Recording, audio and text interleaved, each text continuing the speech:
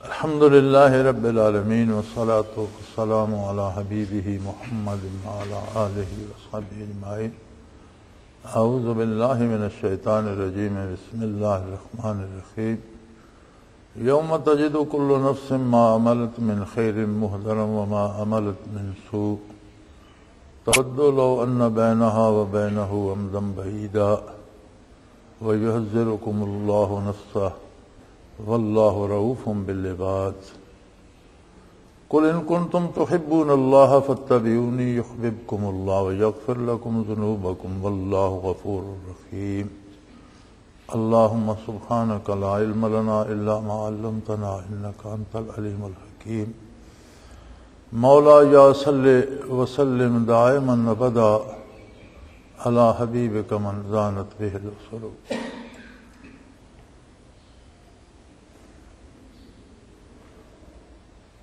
یوم تجد کل نفس ما عملت من خیر محضرا وما عملت من سوء۔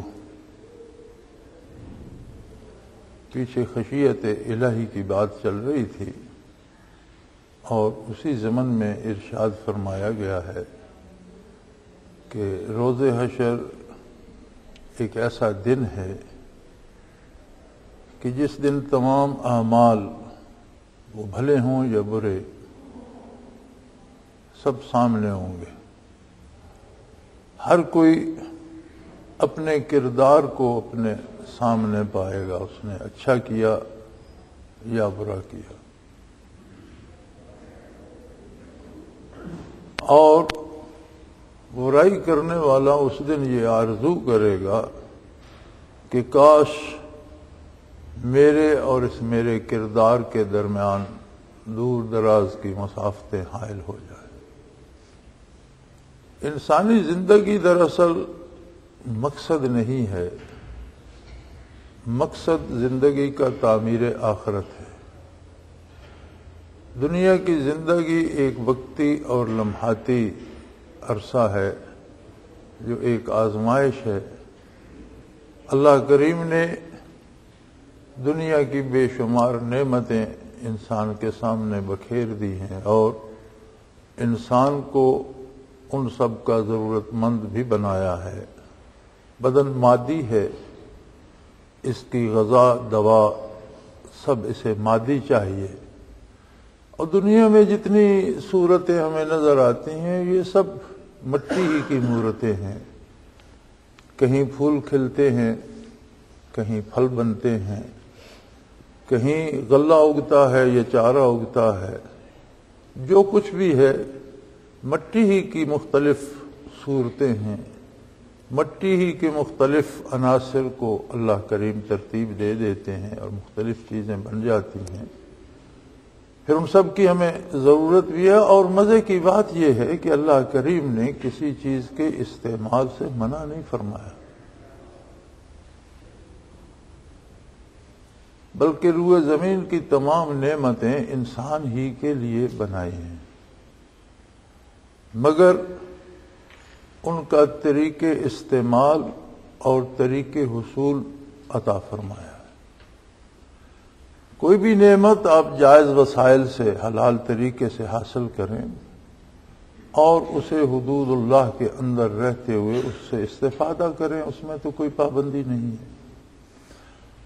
اور پھر مزے کی بات یہ ہے کہ اگر آپ غور فرمائیں گے تو جتنے طریقے حصول رزق کے دین نے بتائے ہیں ان میں مشکل بھی نہیں ہے اور شرمندگی بھی نہیں ہے، اور جتنے طریقے حصول رزق کے دین کے خلاف ہیں وہ مشکل بھی ہیں اور ان میں معاشرے میں شرمندگی کا احساس بھی موجود ہے، کوئی انہیں بھلا نہیں کہتا۔ تو انسان کے ذمے یہ ہے کہ جب وہ دنیا کا کام کرتا ہے، محنت کرتا ہے، مزدوری کرتا ہے، کاروبار کرتا ہے، تجارت کرتا ہے، معاملات کرتا ہے، دوستی دشمنی کرتا ہے، تو اس میں نظر یہ رکھے کہ میرے اس کام کے نتیجے میں آخرت میں کیا ہونے والا ہے۔ اب یہ ایک بڑی مشکل بات ہے کہ بندہ کام تو یہاں دنیا کا کرے، مادی دنیا میں رہتا ہو، لیکن اس کی نگاہ میں اتنی وسعت ہو کہ اس کام کے نتیجے میں آخرت میں جو تعمیر ہو رہا ہے یا آخرت میں جو اجر بن رہا ہے اس پر اس کی نگاہ ہو. تو یہ مشکل حل کر دی آقا نامدار حضرت محمد الرسول اللہ صلی اللہ علیہ وآلہ وسلم نے. اسی طرح تمام انبیاء و رسل نے یہ مشکل حل کر دی اپنے اپنے زمانے میں. اور حضور نبی کریم صلی اللہ علیہ وآلہ وسلم نے ایک ایک عمل کا نتیجہ ارشاد فرما دیا. منصب نبوت ہوتا ہی یہ ہے کہ نبی بشیر بھی ہوتا ہے، نبی نذیر بھی ہوتا ہے. بشیر سے مراد یہ ہے کہ جس کام میں تعمیر آخرت ہو رہی ہے اس کے اچھے نتیجے کی خوشخبری سناتا ہے. اور نذیر سے مراد یہ ہے کہ آدمی اگر کوئی کام صحیح طریقے سے نہیں کر رہا اور دور آخرت میں میدان حشر میں اس کے بعد جو نقصان اسے پہنچنے والا ہے، اللہ کا نبی اسے اس دنیا میں آگاہ فرما دیتا ہے کہ اگر یہ کام کرو گے تو اس سے یہ نقصان ہوگا. تو گویا دنیا کی پوری زندگی کے ہر لمحے کا مدار ہے اس تعلق کے ساتھ، اس رابطے کے ساتھ، اس واسطے کے ساتھ جو ہمیں نصیب ہے محمد الرسول اللہ صلی اللہ علیہ وآلہ وسلم سے. اور بہت ہی بڑا محروم شخص ہے جسے نور ایمان نصیب نہیں. کفر ایک ایسی تاریکی ہے کہ جو اعمال کے نتائج سے بندے کو بے خبر کر دیتا ہے، معرفت الہی سے محروم کر دیتا ہے، عظمت الہی سے دور کر دیتا ہے. اور یہ ساری وہ مصیبتیں ہیں جو اس کی دائمی اور ابدی زندگی میں اس کے لیے بے پناہ مصائب کا باعث بنے گی. اللہ جل شانہ ہر لمحے ہر جگہ موجود بھی ہے، ہر کام ہر بات سے باخبر بھی ہے. ظاہر تو ظاہر کی بات ہے، جو کچھ دلوں کے اندر ہے وہ اس سے بھی باخبر ہے. شاہ رگ سے ہمارے قریب تر ہے،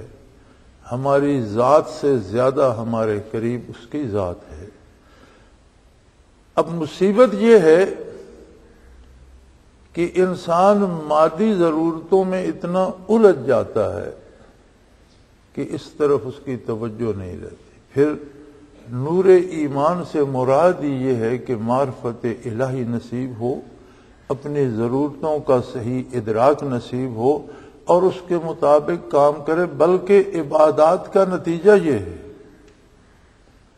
جتنی عبادات فرض ہیں یا جو بندہ نوافل ادا کرتا ہے تو اس سے حاصل ہی یہ ہوتا ہے کہ دنیا میں توفیق عمل ارزاں ہوتی ہے. ان الصلاۃ تنہا عن الفحشاء والمنکر ولذکر اللہ اکبر. عبادت جو ہے یہ دو کام کرتی ہے، بے حیائی اور برائی سے روک دیتی ہے اور یاد الہی کی توفیق ارزاں کر دیتی ہے. عبادت اگر قبول ہوتی ہے، نمازیں قبول ہوتی ہیں، روزے قبول ہوتے ہیں، حج قبول ہوتا ہے، تو اس کا ثواب کیا ملتا ہے؟ اس کا ثواب یہ ملتا ہے کہ بندہ بے حیائی چھوڑ دیتا ہے، برائی سے رک جاتا ہے، اور وَلَذِكْرُ اللَّهِ اکبر، عظیم ترین نعمت یاد الہی اسے نصیب ہو جاتی ہے. ہر عمل میں ہر قدم پر اس کے سامنے عظمت الہی پیدا ہوتی ہے اور اسے پتہ ہوتا ہے کہ یہ عارضی زندگی ہے، یہ ایک تھوڑا سا وقت ہے جو گزر جائے گا اور اس کے بعد مجھے اگلی زندگی میں، دائمی زندگی میں جسے ختم نہیں ہونا، یہ بڑا تھوڑا سا وقت ہے جو ہمارے پاس ہے. لیکن وہاں کی زندگی کے مطابق یہ تو لمحہ بھر بھی نہیں بنتا جو ابد الآباد پر محیط ہے، تو اس کی تعمیر اس پر منحصر ہے. لیکن انسان اس کی رنگینیوں میں کھو جاتا ہے. اب دو چیزیں ہیں اس میں، اس کا وجود مادی ہے لیکن روح عالم امر سے ہے، قل الروح من امر ربی۔ ایمان، عبادات، اذکار، اتباع رسالت، یہ ساری روح کی غذا ہے،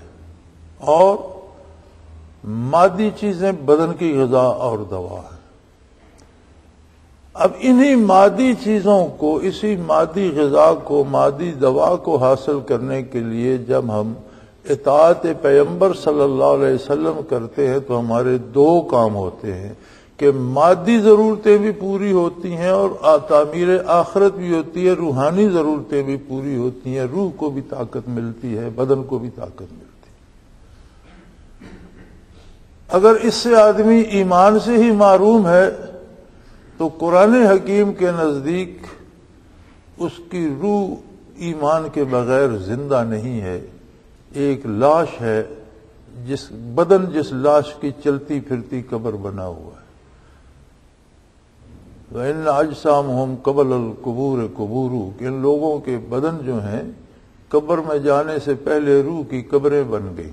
خوب مصرع کہا کسی نے، اور یہ حق ہے۔ قرآن حکیم کے نزدیک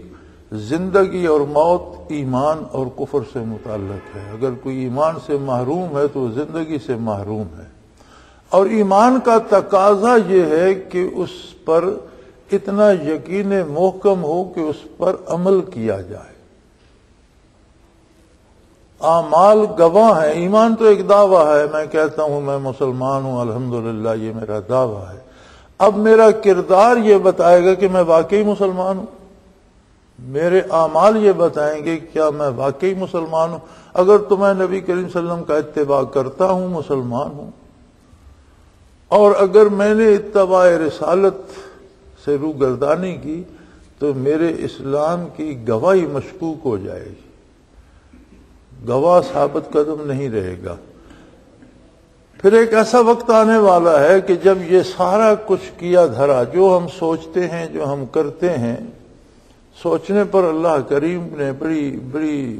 رحمت فرمائی امت مرحومہ پر، اور نبی کریم صلی اللہ علیہ وسلم کا ارشاد ہے کہ اگر برائی سوچتا بھی ہے اور پھر اس پر عمل نہیں کرتا تو وہ سوچ اللہ معاف فرما دے، لیکن اگر نیکی سوچتا ہے اور پھر کسی وجہ سے کر نہیں سکتا تو اس نیکی کی سوچ پر اللہ کریم اجر دیتے، یعنی بدی کا خیال آ گیا لیکن برائی کی نہیں، صادر نہیں ہوئی، تو اس خیال کو، اس سوچ کو اللہ معاف فرما دیتے۔ لیکن نیکی کے لیے سوچتا ہے، کسی غریب کی مدد کا سوچتا ہے، کسی بیمار کی مدد کا سوچتا ہے، اور نفلی عبادت کا سوچتا ہے، اپنے لیے بہتر انسان بننے کا سوچتا ہے، اور پھر کسی وجہ سے کر نہیں پاتا تو نیکی کی سوچ پر بھی اجر نصیب ہوتا ہے۔ یہ ساری برکتیں ہیں ایک ہستی کی، محمد الرسول اللہ صلی اللہ علیہ وآلہ وسلم۔ اب اس سے اگر ہم محروم رہے، دنیا میں اندھے ہو گئے، روح کی تربیت نہ کی، صرف مادی وجود کو پالتے رہے، وہی غالب آ گیا، مادی نگاہ ہی انتخاب کرتی رہی، سونا چاندی، خوبصورت چیزیں، دولت، گاڑیاں، اور ہم جائز ناجائز ہر طریقے سے جمع کرتے رہے، تو یہ تو سب کچھ رہ جائے گا، کتنا کوئی ساتھ لے جائے گا۔ لیکن وہاں جا کر یہ سارا کردار سامنے آ جائے گا، اور فرمایا روز حشر ایسا دن ہے کہ بھلا کیا کسی نے یا برا کیا، ایک ایک چیز وہاں سامنے آ جائے گی، اور پھر اس دن برائی کرنے والا یہ تمنا کرے گا کہ یہ جو کچھ میرے سامنے ہے، کاش اس میں اور مجھ میں دوریاں حائل ہو جائیں اور زمانوں کی دوریاں حائل ہو جائیں اور میری اس سے جان چھوٹ جائے۔ لیکن اس دن وہ عمل کا دن نہیں ہے، وہ نتائج کا دن ہے۔ اب اس دن کسی کو فرصت نہیں ہوگی کہ اس برائی کو دور کر سکے اور نیکی کو قریب لا سکے۔ آپ دیکھتے ہیں بچے سال بھر پڑھتے ہیں، پھر ان کا امتحان ہوتا ہے، پھر ایک دن ہوتا ہے کہ نتیجے سنائے جاتے ہیں۔ اب جب نتیجہ سنایا جا رہا ہو تو کوئی یہ آرزو کرے کہ مجھے فرصت مل جائے تو میں اب یہ مضمون بڑا یاد کر لوں گا، تو وہاں تو فرصت ختم ہو چکی ہوتی ہے۔ اب جو کچھ اس نے کیا ہے اس کا نتیجہ سامنے آنا ہے، وہاں کام کرنے کی فرصت نہیں ہوتی. سو فرمایا روز حشر عالم یہ ہوگا کہ دنیا میں تو بندہ ہرس میں آ کر بھاگ بھاگ کر برائی لپک لپک کر کرتا ہے، وہاں یہ آرزو کرے گا کہ کاش میرے برے کردار میں اور میرے درمیان کوسوں دوریاں ہو جائیں اور یہ مجھ سے دور چلا جائے. فرمایا اسی لیے اللہ کریم فرماتے ہیں وَيُحَذِّرُكُمُ اللَّهُ نَفْسَهُ،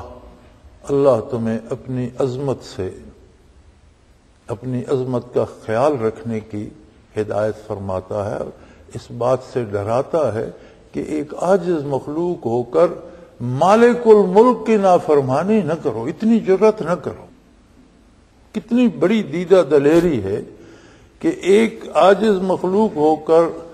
ہر دم سانس لینے کا محتاج، پلک جھپنے کا محتاج، دیکھنے سننے کا محتاج، زندہ رہنے کا محتاج، کھانے پینے کا محتاج، ہوا اور ہر پانی کا محتاج، ہر طرف احتیاج ہی احتیاج ہے، اور رب العالمین کی ہستی ہے جو سب کی ضرورتیں پوری فرما رہا ہے. اور اسی سے بگاڑ مت بناؤ، اس کی ذات کا ایک احساس، ایک عظمت دل میں رکھو کہ میں کس کی نافرمانی کر رہا ہوں. واللہ رؤوف بالعباد، اگر تم اللہ کی عظمت کا احساس رکھو تو وہ تو لوگوں سے درگزر کرنے والا اور ان پر رحم کرنے والا ہے، اپنے بندوں پر مہربانی کر کے خوش ہوتا ہے، اپنے بندوں پر کرم فرما کے خوش ہوتا ہے. اپنے بندوں سے اگر خطا ہو جائے تو وہ توبہ کریں تو ان کے لیے باب رحمت کھلا ہے، باب توبہ کھلا ہے، وہ انہیں قبول فرماتا ہے. اللہ تو اتنا کریم ہے کہ کتنے بھی دور چلے جاؤ تو ایک دفعہ خلوص دل سے یہ اقبال کر لو کہ اللہ میں غلط کر رہا تھا، میں توبہ کرتا ہوں، مجھے توفیق عطا فرما، میں تیری اطاعت کروں، تو وہ آدمی کو اپنے پاس لے آتا ہے، وہ دوریاں ختم کر دیتا ہے، وہ لفظ سے معاف فرما دیتا ہے. جب اتنا وسعت ہے، اتنی وسعت ہے اس کے کرم میں، اور اتنی اس کی جود و سخا وسیع تر ہے، تو پھر بڑا ہی کوئی محروم القسمت انسان ہے کہ جو پھر بھی جہنم کا ایندھن بننے کے لیے تیار ہے، اور پھر بھی برائی پہ بضد ہے اور توبہ کر کے رجوع اللہ نہیں کرتا. اب توبہ کیا ہے اور رجوع اللہ کیا کیا جائے اور اللہ کو کس طرح راضی کیا جائے؟ اللہ کریم کے رسول صلی اللہ علیہ وآلہ وسلم نے فرمایا ان کنتم تحبون اللہ فاتبعونی، اگر تمہیں اللہ کی عظمت کا احساس ہے، اگر تمہیں احسانات الہی یاد ہیں،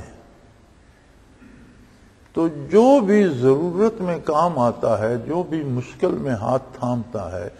جو کوئی بھی ہماری ضرورت وقت مدد کرتا ہے، ہم اسے کتنا اچھا سمجھتے ہیں. اور ایک ایسی ہستی جس نے ہمیں عدم سے وجود دیا اور پھر ہمیں نہ صرف حیات دی، بے پناہ نعمتیں دیں اور بے شمار نعمتیں نچھاور کیے جا رہا ہے، پل پل اس کا احسان ہے. بھلا اس سے محبت کیوں نہیں کریں گے؟ جو ہمارے جیسا انسان کسی مشکل وقت میں ایک ضرورت پوری کر دیتے ہیں، ہم اس پہ فریفتہ ہو جاتے ہیں کہ بہت بہترین بندہ ہے، میرا بہت اچھا، میرا بڑا مہربان ہے، ہم ساری عمر اس کے ممنون و مشکور رہتے ہیں. اور وہ ہستی جس نے عدم سے وجود دیا، بے پناہ صلاحیتیں دیں، بے پناہ نعمتیں ہمارے ارد گرد بکھیر دی، ہمیں عزت دی، ہمیں اولاد دی، ہمیں گھر دیا، ہمیں زندگی اور حیات دی، اور بے شمار نعمتیں جن کو ہم گن نہیں سکتے، اتنی نعمتیں وہ ہمیں عطا کیے جا رہا ہے، مسلسل کیے جا رہا ہے. بھلا اس سے محبت کیوں نہیں ہوگی؟ اور اگر یہ احساس زندہ ہے، ضمیر میں یہ بات زندہ ہے، تو حضور اکرم صلی اللہ علیہ وسلم نے فرمایا کہ اگر یہ بات ضمیر میں زندہ ہے تو بڑا آسان سا راستہ ہے، فاتبعونی، میرے نقوش کف پا پہ چلتے چلے آؤ. بالکل سیدھا سا راستہ ہے، کوئی اس میں الجھاؤ نہیں. اور مزے کی بات یہ ہے کہ نبی کریم صلی اللہ علیہ وآلہ وسلم کی حیات طیبہ ہر آدمی کے لیے قابل عمل ہے۔ آپ نے زندگی اس انداز میں گزاری کہ جس میں غریب سے غریب تر اور مزدور اور فقیر بھی اپنی زندگی گزار سکتا ہے۔ ایک عام آدمی سے لے کر حضور نے اجرت پر بھی بکریاں چرائیں، اب اس سے زیادہ کم تر درجہ کیا ہوگا انسانیت میں اور معاشرے میں کہ نبی کریم صلی اللہ علیہ وسلم بچپن میں اجرت پر بھی بکریاں چراتے تھے۔ ایک کتاب ہے محمد الرسول اللہ، ایک مصری عالم نے لکھی ہے۔ جب آپ حضرت ابو طالب کے پاس تھے، چچا کے پاس تھے، تو فرماتے ہیں کہ ابو طالب کثیر العیال تھے، بہت سی اولاد تھی ان کی، اور ایک ٹانگ سے معذور تھے، ایک ٹانگ لنگڑی تھی، سفر کم کر سکتے تھے، کاروبار کم کر سکتے تھے، تو مفلوق الحال تھے، غریب تھے۔ تو نبی کریم صلی اللہ علیہ وآلہ وسلم حالانکہ اکثر لکھ تو یہ دیتے ہیں کہ ابو طالب نے نبی کریم صلی اللہ علیہ وسلم کی پرورش فرمائی، لیکن بات حق یہ ہے کہ اس وقت بھی حضور اکرم صلی اللہ علیہ وسلم اجرت پر بکریاں چرا کر اجرت چچا کو ابو طالب کو دیتے تھے۔ اس اجرت پر بکریاں چرانے کی مزدوری سے لے کر ریاست اسلامیہ کے سربراہ تک نقوشے کف پا بکھرے ہوئے۔ تجارتی قافلوں کے ہم رکاب حضور صلی اللہ علیہ وسلم نے سرفراز فرمایا، تجارتی قافلوں کو اپنی ہمراہی سے حضور نے تجارت کی، حضور اکرم صلی اللہ علیہ وسلم نے ہجرت کی، حضور نے عبادت کی، حضور صلی اللہ علیہ وسلم نے تکلیفیں برداشت کہیں، ظلم سہے اور حق پر قائم رہے۔ حضور اکرم صلی اللہ علیہ وسلم کے سامنے دنیا کے لالچ پیش کیے گئے۔ اہل مکہ نے کہا کہ آپ نے ہمیں ایک نیا مذہب کھڑا کر کے پریشان کر دیا ہے، اور ایک بات بڑی قابل توجہ ہے کہ اہل مکہ مذہب کے خلاف نہیں تھے، وہ اس بات سے خفا نہیں تھے کہ آپ کہتے ہو اللہ ایک ہے، آپ مانو اللہ ایک ہے، اس بات سے خفا تھے کہ ہمارے بتوں کو جھوٹا کیوں کہتے ہو۔ اس بات سے خفا نہیں تھے کہ آپ نماز پڑھتے ہو اور ہم بتوں کی پوجا کرتے ہیں، چونکہ مکہ مکرمہ میں تو کم و بیش دنیا کے ہر مذہب کے ماننے والے موجود تھے، بے شمار مذاہب تھے، ہر کوئی اپنا اپنا کرتا تھا، کوئی بتوں کو پوجتا تھا، کوئی جنوں کو پوجتا تھا، کوئی فرشتوں کو خدا کی بیٹیاں مانتا تھا، کوئی سورج کو پوجتا تھا، کوئی آگ کو پوجتا تھا، اور کوئی عیسائی تھا، کوئی یہودی تھا، کوئی کسی کو بھی نہیں مانتا تھا۔ یہ سارے نظریات مکہ مکرمہ میں اس لیے موجود تھے کہ ان لوگوں کی معیشت ہی سفروں پر منحصر تھی، تجارتی سفر کرتے تھے، دنیا کے گوشے گوشے میں جاتے تھے، ہر طرف سے کسی نہ کسی نے کوئی مذہب اختیار کیا اور وہ لے آئے، اور مکہ میں تو بے شمار مذاہب تھے، لیکن معاشرت جو تھی، جو رہن سہن تھا، وہ جو انہوں نے اپنی ایک کمیٹی تشکیل دے رکھی تھی، جو اپنے سردار بنا رکھے تھے، وہ سارا جو معاشرتی ڈھانچہ تھا وہ اس کے تابع تھا۔ ہر مذہب کے ماننے والا معاشرتی ڈھانچے کا حصہ تھا، رہن سہن ان کا، خرید و فروخت، وہ سود کھاتے تھے، یا انہوں نے پیشہ ور عورتیں رکھی ہوئی تھیں، یا لوگوں کو پکڑ کر غلام بنا کر بیچتے تھے، یہ جو بھی قباحتیں تھیں اس سے روکتا کوئی نہیں تھا، اپنے اپنے مذہب پہ تھے لوگ، لیکن جو معاشرہ تھا اس میں سارے مل جل کر رہتے تھے۔ مطالبہ ان کا نبی کریم صلی اللہ علیہ وسلم سے بھی یہ تھا کہ آپ اپنے مذہب کو، آپ کو مذہب ہے تو آپ اپنا رکھیں، ہمارے مذہب کو غلط نہ کہیں، اور معاشرے میں تفریق نہ کریں۔ جس طرح ہم جوا کھیلتے ہیں، شراب پیتے ہیں، مسلمان بھی جوا کھیلیں، شراب پئیں، جس طرح ہم پیشہ ور عورتوں کے پاس جاتے ہیں، مسلمان بھی جائیں، جس طرح ہم لوگوں کے بچے پکڑ کر غلام بنا کر بیچ آتے ہیں، مسلمان، یعنی معاشرے میں آپ ہماری سوال اس وقت بھی یہ تھا کہ روشن خیال ہو جاؤ، کلمہ پڑھتے رہو، نمازیں پڑھتے رہو۔ اس تاریکی کو وہ لوگ روشنی کہتے تھے، اور اس کام کے لیے انہوں نے نبی علیہ السلام تو جب تنگ آئے، سارے ہیلے کر چکے، تو ایک ہیلا انہوں نے یہ کیا، سرداران مکہ جمع ہو کر حضور صلی اللہ علیہ وسلم کی خدمت عالی میں حاضر ہوئے، اور انہوں نے 3 باتیں رکھی کہ اگر آپ کے دل میں اس مذہب کے راستے سے اور مذہب کو ذریعہ بنا کر حکمران بننے کا خیال ہے تو آپ مذہب بھی رکھیں، معاشرت میں ہمارے ساتھ مل جائیں، ہم آپ کو پورے جزیرے عرب کا بادشاہ مان لیتے، تمام قبائل عرب کو جمع کر کے آپ کی حکومت کا اعلان، آپ کو شہنشاہ مان لیتے ہیں، آپ کی حکومت تسلیم کر لیتے ہیں۔ اگر آپ کو دولت جمع کرنے کا خیال ہے کہ یہ مذہب کے حوالے سے میں دولت مند ہو جاؤں گا اور لوگ مجھے نظر نیاز دیں گے اور پیسے جمع ہو جائیں گے، تو ہم پورے عرب کے قبائل سے اتنی دولت جمع کرتے ہیں کہ عرب میں کسی دوسرے شخص کے پاس اتنی دولت نہ ہو اور آپ کی خدمت میں پیش کر دیتے ہیں۔ اگر آپ کا یہ خیال ہے کہ کسی سردار کی بیٹی سے یا کسی حسین عورت سے آپ شادی کرنا چاہتے ہیں تو وہ بھی ہم حاضر ہیں، آپ اشارہ فرمائیں، ہمیں جو ہیلا بھی کرنا پڑا ہم اس خاتون سے آپ کی شادی بھی کرا دیں گے، لیکن آپ معاشرے میں ہماری مخالفت ترک کر دیں۔ معاشرے میں جیسے مل جل کر بے شمار مذاہب میں اور سارے مل جل کر رہتے ہیں، آپ اور آپ کے ماننے والے بھی اسی طرح رہیں۔ آپ ہمارے مذاہب کو غلط کیوں کہتے ہیں اور آپ کہتے ہیں کہ اس طرح جو شراب پینا ہے یہ حرام، اس درست نہیں ہے، یا یہ بدکاری کرنا درست نہیں ہے، یہ عورتوں نے گھروں پہ جھنڈے لگا رکھے ہیں، لوگ پیسے دے کر بدکاری کرتے ہیں، یہ درست نہیں ہے، یا 2 مہینے 3 مہینے کے لیے سفر پر جاتے تھے تو 2 مہینے کی شادی کر لیتے تھے، 2 مہینے بعد اسے چھوڑ دیتے تھے، اس کے پیسے دیے، 2 مہینے کی شادی کر لی، لے گئے ساتھ، واپس آئے، وہ اپنے گھر چلی گئی۔ اس طرح کی قباحتیں، جوا کھیلتے تھے، غریب غرباء کو پکڑ کر ان کے بچے بیچ دیتے تھے، غلام در غلام وہ چلتے رہتے تھے، لوٹ مار کرتے تھے، قتل و غارت گری کرتے تھے۔ تو اس معاشرے کو آپ نہ چھیڑیں، یہ بڑا روشن خیال اور خوش دل معاشرہ ہے اور اس میں ہر کوئی سمایا ہوا ہے، تو آپ اسے محدود کر رہے ہیں، آپ اس میں تنگی دے رہے ہیں لوگوں کو، یہ نہ کریں۔ آپ صلی اللہ علیہ وسلم کا جواب عالی یہ تھا کہ یہ جو کچھ تم نے کہا یہ تو تمہارے بس میں ہے، تم کر سکتے،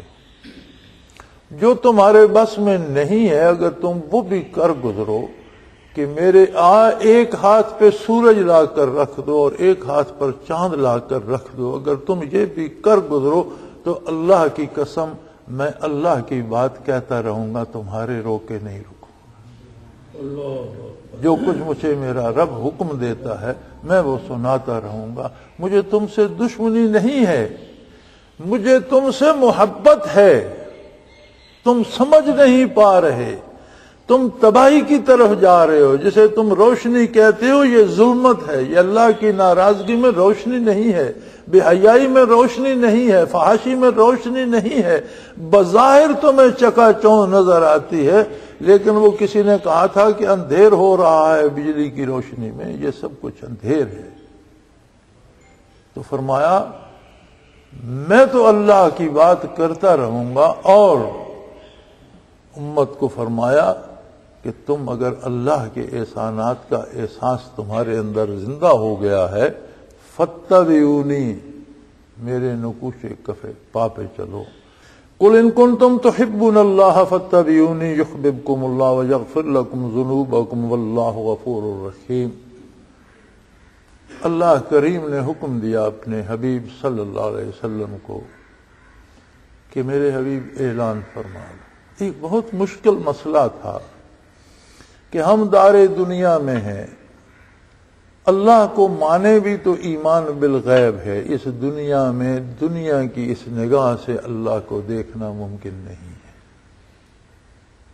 کیونکہ یہ مادی ہے، مخلوق ہے، اور اس میں اتنی وسعت اللہ نے دی نہیں ہے۔ وہ چاہے تو اسے وسعت دے دے اور قیامت کو دے دے گا، مومنین اللہ کی جمال کا نظارہ کریں گے، لیکن وہ عالم دوسرا ہوگا، نگاہ جو ہے وہ وہاں فرمایا تمہاری نگاہ فولادی بنا دی ہے، مضبوط بصرو کل یوم حدید، آج تمہاری نگاہ کو فولادی قوت دے دی ہے، تو وہ عالم دوسرا ہوگا۔ یہاں دیکھا فرشتے نظر نہیں آتے، آخرت نظر نہیں آتی، جنت دوزخ سامنے نہیں ہے، تو اگر یہ سب چیزیں سامنے تو ہوتی تو پھر کس کی جرت تھی کہ جنت کو چھوڑ کر دوزخ کی طرف سفر کرتا؟ امتحان ہی یہی ہے کہ ان سب چیزوں کی حقیقت سے اللہ کے حبیب صلی اللہ علیہ وسلم نے مطلع فرما دیا۔ اب بات اعتبار کی ہے، جسے ہم ایمان بھی کہتے ہیں، یہ اعتبار ہے محمد الرسول اللہ صلی اللہ علیہ وسلم کی ذات والا صفات پر، جسے حضور پر اعتبار آ گیا اور اس کے دل میں یہ تمنا جاگ اٹھی کہ میرا زندگی کا سفر اللہ کی رضا کی جانب ہو، اللہ کی خوشنودی کی جانب ہو، جنت کی جانب ہو، اللہ کی ناراضگی سے بچوں، آخرت کے عذابوں سے بچوں، آخرت کی تباہی سے بچوں۔ تو وہ کیا کرے؟ چونکہ یہاں تو قدم قدم پر کہیں لین دین ہے، کہیں معاملات ہیں، کہیں رشتہ داری ہے، کہیں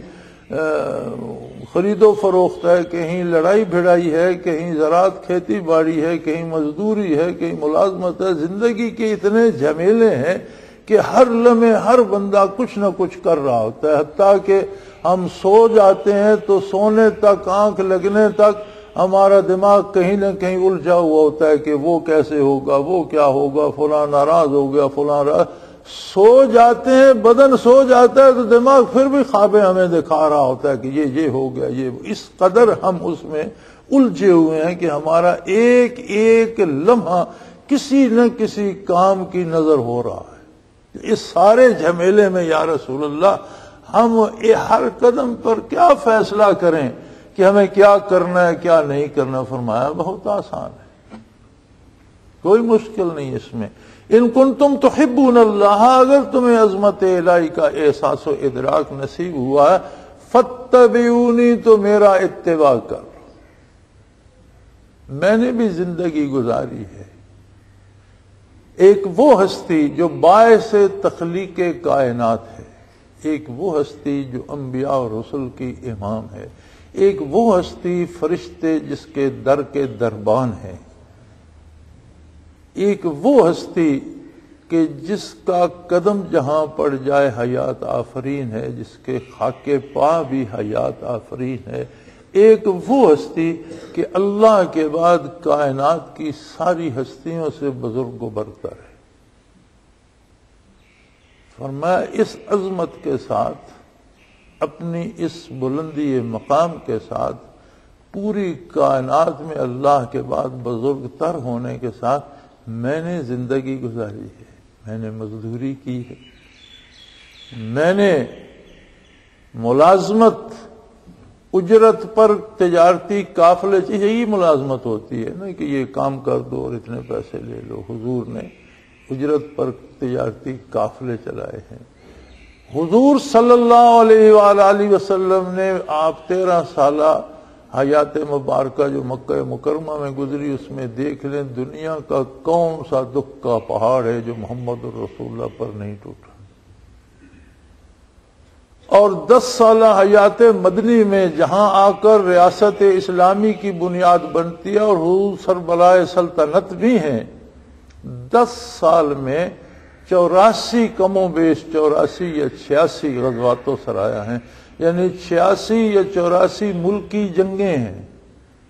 ایک نئی ریاست بن رہی ہے، اس میں ایک الف سے یہ تک ایک نیا نظام بن رہا ہے، قوانین نئے بن رہے ہیں، عدلیہ نئی بن رہی ہے،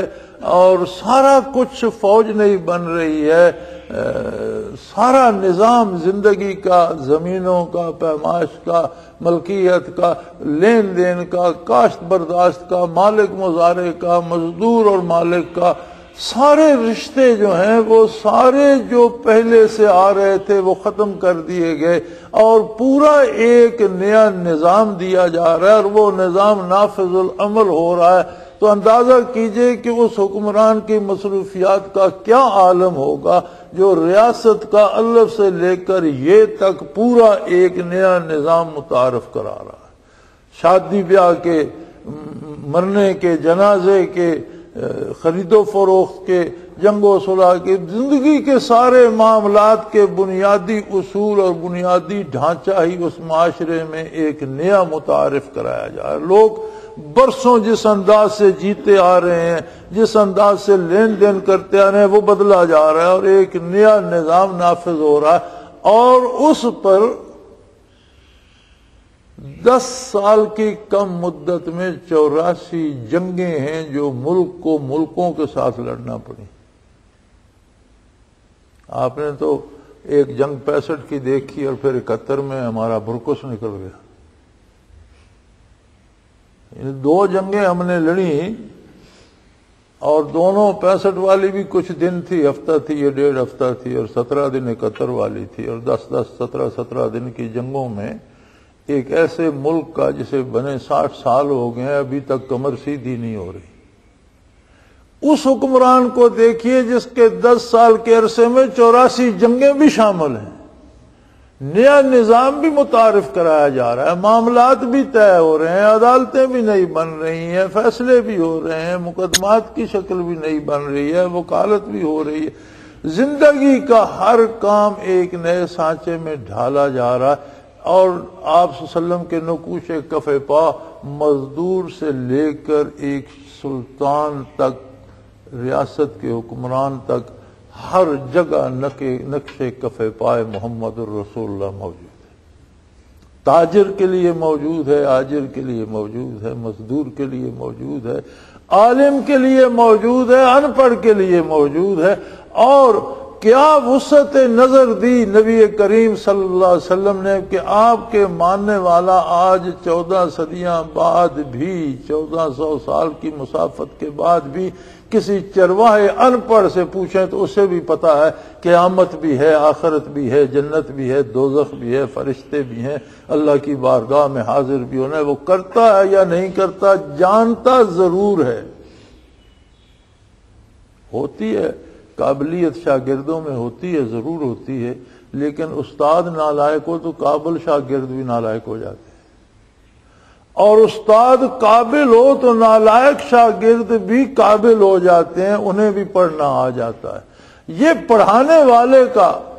معلم کا کمال ہے صلی اللہ علیہ وآلہ وسلم کہ ایسے سبق یاد کرایا کہ صدیاں بیت گئی، جاہلوں اور ان پڑھوں کے دل میں بھی گڑا ہوا ہے اور بھولتا نہیں ہے۔ یہ کمال ہے آپ صلی اللہ علیہ وسلم کے تعلیم دینے کا۔ تو جس ہستی کے اسباق اتنا گہرا اثر رکھتے ہیں کہ قیامت تک یہ پڑھائے ہوئے اسباق محمد الرسول اللہ کے چلتے رہیں گے، دین ختم نہیں ہو۔ جب تک دنیا آباد ہے تب تک آپ کی تعلیمات چلتی رہیں گی۔ تو فرمایا میری زندگی تو آسان ترین بھی ہے، فاقہ اگر تجھے ہے تو فرمایا میرے پیٹ کو دیکھ، میری ذات کو دیکھ، کائنات جس کی خاطر بنی ہے میں فاقے کرتا ہوں۔ تیری غربت ہے تو میرا لباس دیکھ، تجھے تنگی ہے تو مجھ پر جو تنگیاں کفر کی طرف سے اور دشمنوں کی طرف سے آئیں ذرا ان کا اندازہ کر، شیب ابو طالب میں جھانک کر دیکھ، مکہ مکرمہ کو دیکھ، تو کیا اللہ کے حبیب نے ان مشکلوں سے، مصیبتوں سے، فاقوں سے تنگ آ کر سمجھوتا کیا تھا؟ پھر تو جب حضور کا امتی کہلاتا ہے تو قدم قدم پر سمجھوتے کیوں کرتا ہے؟ کسی سے ڈر کر، کسی لالچ میں آ کر۔ دو ہی باتیں ہوتی ہیں، یا آدمی کسی سے خوفزدہ ہو کر غلط راہ پہ نکل جاتا ہے، یا کسی لالچ میں آ کر نکل جاتا ہے۔ فرمایا لالچ کی بھی مشرکین مکہ نے پیشکش کرنے کی حد کر دی، اور ظلم کے بھی پہاڑ توڑ کر دیکھ لیا، لیکن نبی کریم صلی اللہ علیہ وسلم کے پائے استقلال کی خاک کو بھی نہ پہنچ سکے۔ جن لوگوں نے حضور پر ایمان لایا وہ کیسے عجیب لوگ تھے کہ سارا زور صرف کرنے کے بعد کسی ایک سے کے منہ سے جھوٹے طور پر بھی حضور کی تردید نہ کروا سکے، ایک ایک لمحہ۔ تو فرمایا تمہیں اگر کامیابی چاہیے، دنیا میں بھی عزت و سربلندی چاہیے، آخرت میں بھی آرام چاہیے، زندگی میں آسودگی چاہیے، فاتبعونی، تو میرے نقوش کف پا کو اپنے لیے پسند کر لو۔ اب اگر ہم حضور صلی اللہ علیہ وسلم کی طرح جینا شروع کر دیں گے تو کیا ہوگا؟ ہم تو بڑے گناہگار ہیں. اب مجھے 70 سال بعد خیال آیا کہ میں حضور کا اتباع کر لوں تو جو 70 سالوں میں ظلم کی ان کا کیا ہوگا؟ 50 سال بعد خیال آیا کہ جی میں توبہ کر کے حضور کی سنت کے مطابق زندگی اختیار کر لوں تو جو 50 سالوں میں ظلم کی ان کا کیا ہوگا؟ فرمایا جب میرا دامن تھامو گے یغفر لکم ذنوبکم، اللہ سارے گناہ معاف کر دیں. جو کر چکے ہو اسے بھول جاؤ. جو تمہارے بس میں نہیں ہے اللہ کے پاس جو لکھا جا چکا ہے، جب تم میرا دامان رحمت تھامو گے تو تم اس کی رحمت کی وسعت کو نہیں سمجھ سکتے. وہ تمہارا ساری کوتاہیاں معاف کر. اب اس سے بڑی رعایت کیا ہوگی؟ انبیاء کا اپنا ایک مقام ہوتا ہے. مشکات شریف کی شرح ہے، مرکات شرح مشکات. مشکات شریف میں ایک حدیث ہے کہ من تشبہ بقوم فہو منہم او کما قال رسول اللہ صلی اللہ علیہ وسلم، کہ جو جس قوم کی مشابہت، اس کا معاشرتی ڈھانچہ، اس کی طرح رہن سہن، اس کا کردار اپنائے گا، قیامت کو اسی قوم کے ساتھ اسے اٹھایا جائے گا. اس مشکات شریف کی شرح ہے مرکات شریف. تو شرح میں انہوں نے ایک واقعہ لکھا ہے اس حدیث کی شرح کرتے ہوئے کہ فرعون کے دربار میں ایک بھانڈ ہوا کرتا تھا جو نقلیں کرتا تھا لوگوں کے اور فرعون کو ہنساتا تھا. تو وہ موسیٰ علیہ السلام کی طرح کا لباس پہن لیتا. آپ نے ایک کمبل جیسا ایک بھگل سا ہوتا تھا، اسے درمیان میں سے کاٹ کر وہ اس طرح موسیٰ علیہ السلام نے پہنا ہوا تھا، اور اکثر اوقات اس طرف کانٹے اڑا کر جس طرح پنیں لگائی جاتی ہیں جوڑا ہوا ہوتا تھا. ایک دو شاخہ لاٹھی آپ کی ہوتی تھی جو معجزات کا سبب بنی، جس میں بہت معجزات اللہ نے بھر دیے تھے، اور آپ کی زبان میں لکنت تھی. تو وہ موسیٰ علیہ السلام جیسا لباس بنا کر ایک دو شاخی لاٹھی لے کر اور ہکلا کر باتیں کرتا تھا اور فرعون کو خوش کرتا تھا، نقلی موسیٰ بنتا تھا. صاحب مرکات لکھتے ہیں کہ جب فرعون غرق ہوا تو وہ شاہی مسخرہ تھا ساتھ تھا، تو سارا لشکر فرعون سمیت غرق ہو گیا، اور موسیٰ علیہ السلام نے دیکھا کہ وہ مسخرہ کنارے پہ کھڑا ہے. حالانکہ اس سے حضرت کو بہت ایذا ہوتی تھی، وہ آپ کی نکالی کرتا تھا اور بے پناہ مذاق اڑاتا تھا. تو آپ نے عرض کی کہ بار الہ، فرعون تو تباہ ہوا، اس کا لشکر تباہ ہوا، لیکن یہ جسے آپ نے چھوڑ دیا ہے یہ تو مجھے بہت زیادہ ایذا دیتا تھا اور بہت تکلیف ہوتی ہے مجھے اس کی باتوں سے، اور اس نے بہت پریشان کیا مجھے، آپ نے اسے کیوں چھوڑ دیا؟ تو صاحب مرکات لکھتے ہیں کہ اللہ کریم نے فرمایا کہ موسیٰ اس کا حلیہ نقل صحیح، لیکن تیرے جیسا تھا. میری غیرت نے گوارا نہیں کیا کہ نقلی موسیٰ اور فرعون کو اکٹھا ڈبو دوں. میں اسے عذاب الگ سے دوں گا، لیکن فرعون کے ساتھ میں نے اس لیے غرق نہیں کیا کہ نقلی صحیح لیکن بنا ہوا تو تیری طرح ہے. اگر انبیاء کی عظمت کا یہ عالم ہے تو پھر کوئی جو محمد الرسول اللہ کی ادائیں اپنا لے اس کا عند اللہ کیا مقام ہوگا. اس لیے فرمایا قرآن نے طے کر دیا، فیصلہ دے دیا کہ تم دامان رسول صلی اللہ علیہ وسلم کو تھام لو، فاتبعونی، میرے نقوش کف پاک کو حرز جاں بنا لو، میری طرح جینا شروع کر دو، میری طرح حلال کمانا، جو میرا حکم ہے، جس طرح میں نے زندگی گزاری تم اس طرح میرے نقوش کف پاک کو اپنا لو، تو جو کچھ کر چکے ہو یغفر لکم ذنوبکم، اللہ تمہارے سارے گناہ معاف کر دے. واللہ غفور الرحیم، کی یقیناً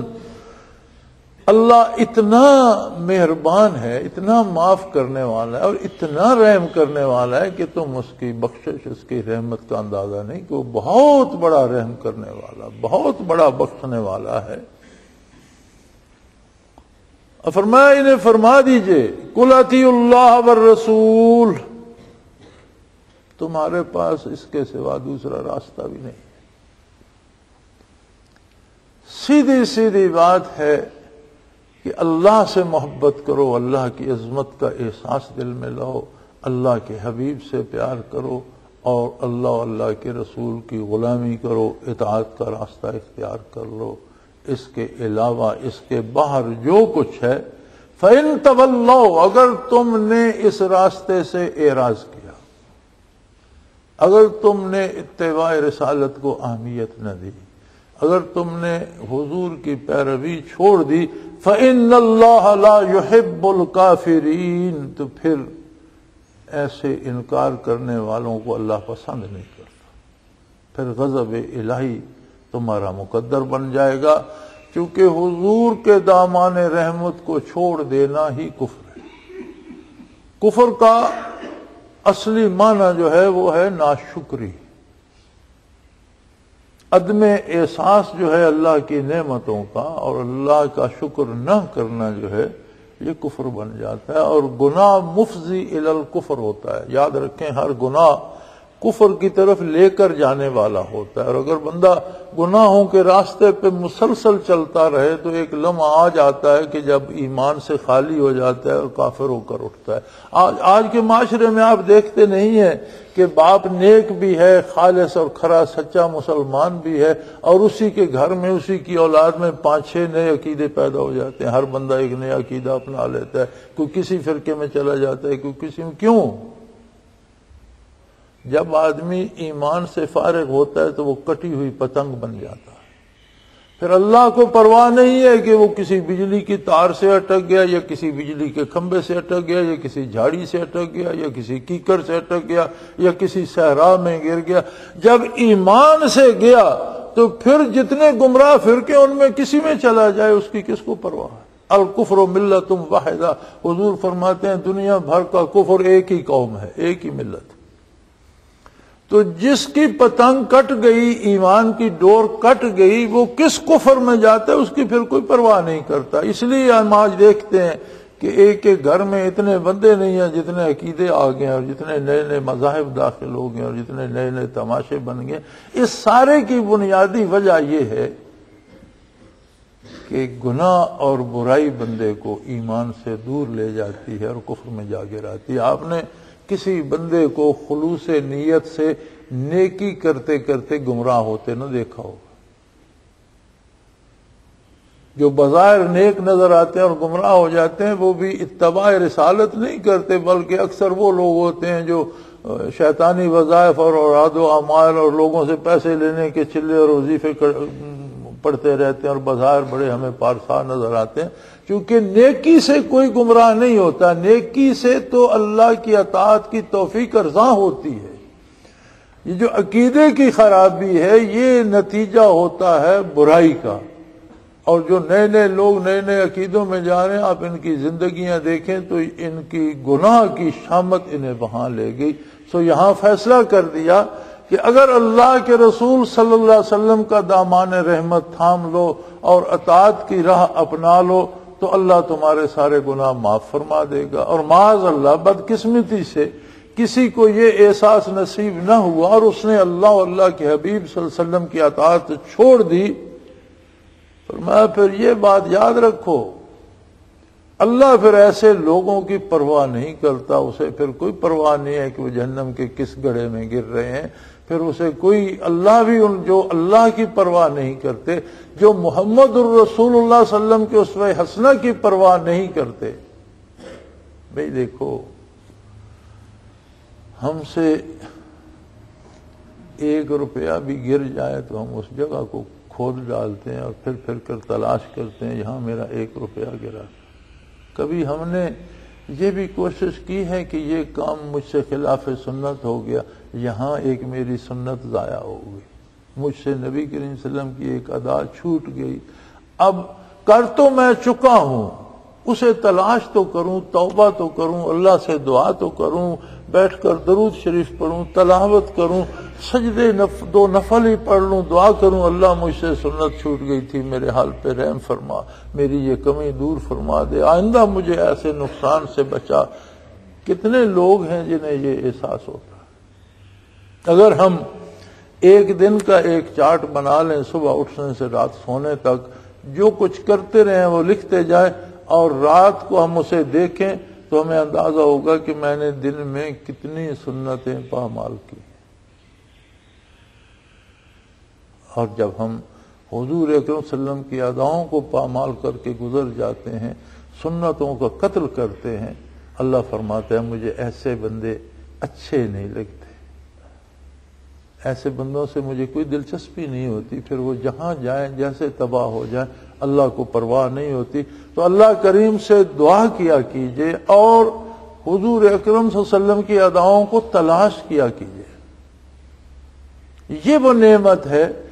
جو دو عالم میں سرفرازی عطا کرتی ہے، جو دو عالم میں سکون مہیا کرتی ہے، جو دو عالم میں عظمت مہیا کرتی ہے. اللہ کریم ہمارے گناہوں سے درگزر فرمائے اور ہمیں حضور کا اتباع نصیب فرمائے. اللہ کے نیک بندوں کے ساتھ زندہ رکھے، نیکی پر موت دے اور حشر میں نیک لوگوں کا ساتھ نصیب کرے. وآخر دعوانا الحمدللہ رب العالمین.